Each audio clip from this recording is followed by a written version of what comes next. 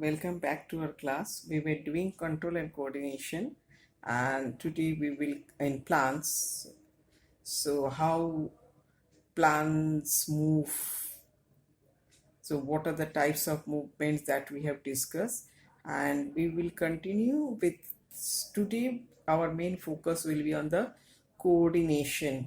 Clear? So we have discussed about the movements and how this movement occurs, what are the certain chemicals which helps in movement, that we will discuss especially today. So last day we have discussed about the electrical impulses. Clear? But what are the limitations of the electrical impulses? Number one, electrical impulses, we have already learned that electrical impulses can reach to that cells only which are it mainly transmitted. Electrical impulse is mainly communication through the neurons, and so it can reach only to that particular cells which are connected to neurons. Clear? But the cells which are not connected to neurons, electrical impulse cannot reach there. Number two is electrical impulse once generated. Clear? Once it is transmitting an impulse, it requires a particular specific time period to reset it and to accept the next stimulus. So it cannot be a continuous one. Clear?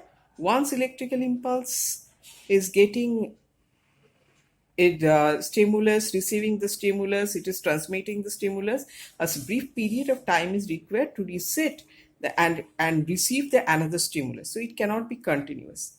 And so the organisms to have another way of coordination, that is the chemical coordination.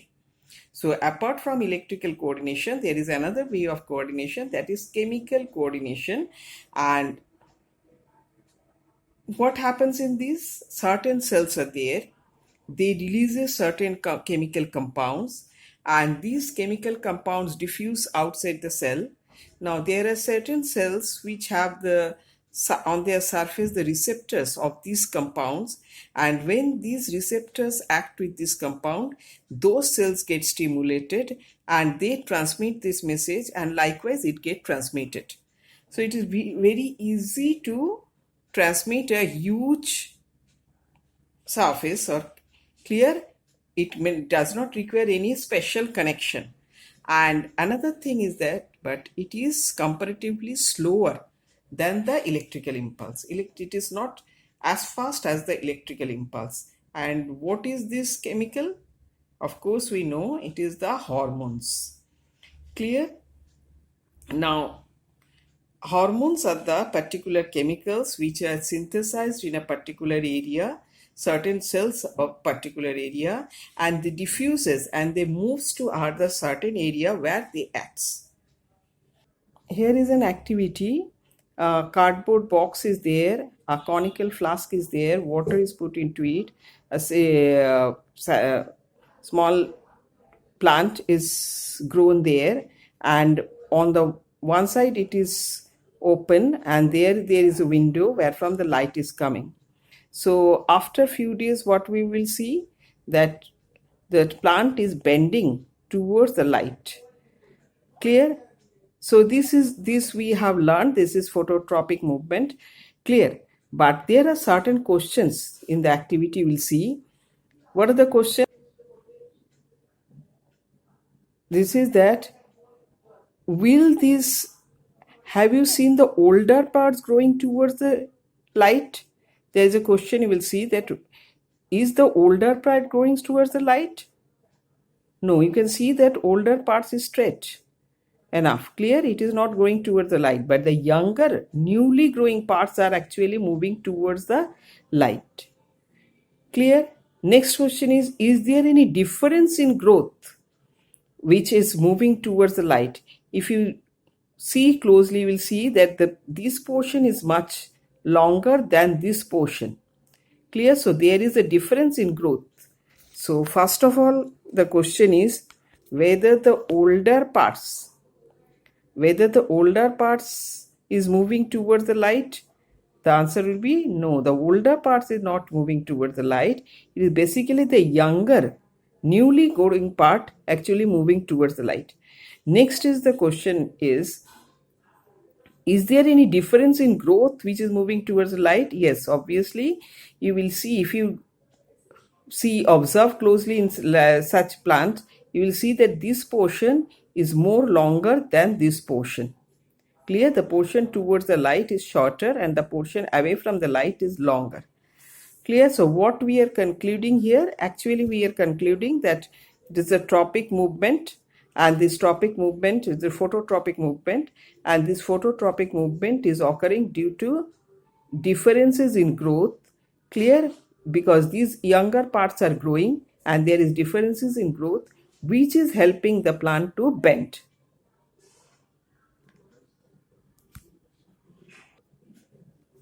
Now we will see that actually the phototropic movement is mainly made by the hormone called auxin. Clear? When the plant comes in detect light, it generates auxin at the shoot tip. So when a plant detects light, it generates auxin at the shoot tip. Clear? Now what happens? These auxin actually diffuses more towards the region which is away from the light. So auxin generally accumulates or diffuses to the region which is away from the light. Clear? And as a result, we know auxin is a hormone which helps in cell enlargement and cell division. So what will happen? These region will grow more, as because there is more concentration of auxin in this region which is away from the light, and that region which is towards the light will grow less, as because auxin is less here. And we know that auxin helps in cell division and cell enlargement. So this region will grow more. As this region will grow more, it will appear the plant is, because since this region is less, the plant will bend towards the light. So this is how auxin is helping in tropic movement.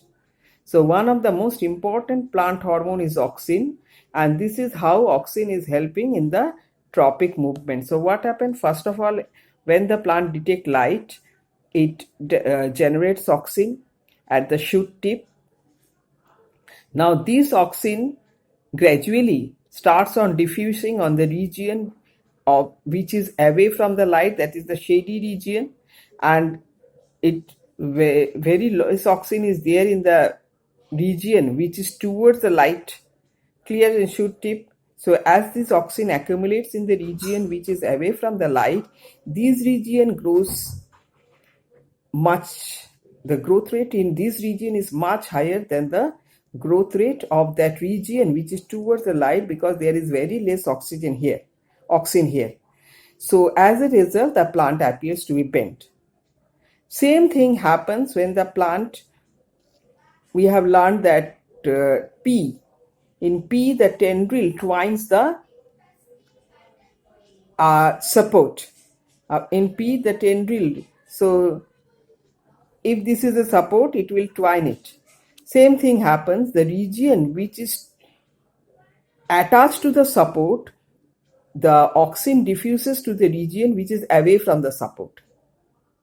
Clear? So when the P tendril of the P is twining, it's encircling a support, the auxin diffuses to the region which is not attached to the support, and as a result this portion grows, and finally more than the portion which is attached to the support, and ultimately what happens? The plants twine the support. Clear? So auxin helps in all types of tropic movement. Clear?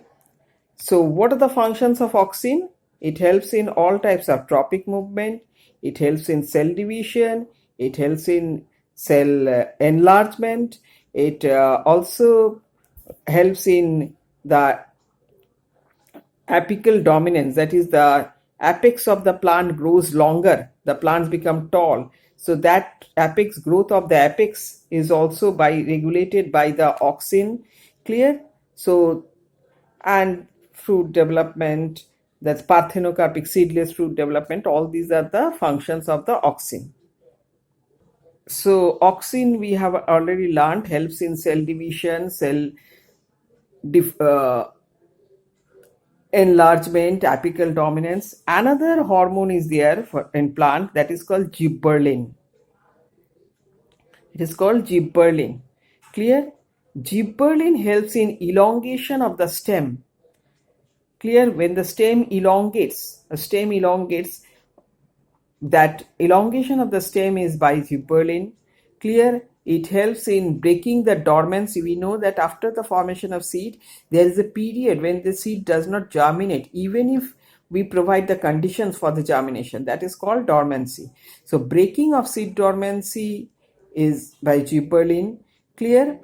So this is about and next another hormone is there, cytokinin. Another hormone is there, cytokinin, cytokinin, cytokinin. It also helps in cell division, very rapid when cytokinin is there. So we can see cytokinin. Cytokinin helps in fruit development, seed development, where we require very rapid growth by rapid cell division. Clear? So these hormones which we are talking about, these are all growth promoting hormone. Somehow it is promoting the growth of the plant, but there are some growth inhibiting hormone also. What is that? This is called abscisic acid. So growth inhibiting hormone is the abscisic acid. Now abscisic acid, it inhibits growth, it helps in closure of stomata, it helps in fall of the leaves. Now why this occurs? Because all these occurs in the stress condition, when plant is not having proper water, or there is it extends dormancy, the plant is not having proper condition for the growth. So if now the plant grows, if now the stomata remains open, suppose water is less and stomata remains open, what will happen? There will be excess transpiration, and as a result the plant may die. Clear? So if there is excess leaves, the plant cannot provide water to so many leaves, so ultimately the plant will die. So to cope with this stress condition, abscisic acid inhibits growth in this stress condition. So it is also called stress hormone in plants. Clear? And thus helps the plant to survive. So inhibiting growth, that it does not mean that it is against the plant, but it is helping, somehow it is helping the plants to survive in the stress condition. Clear? So this is about the hormones on chemical coordination in plants. Okay, thank you.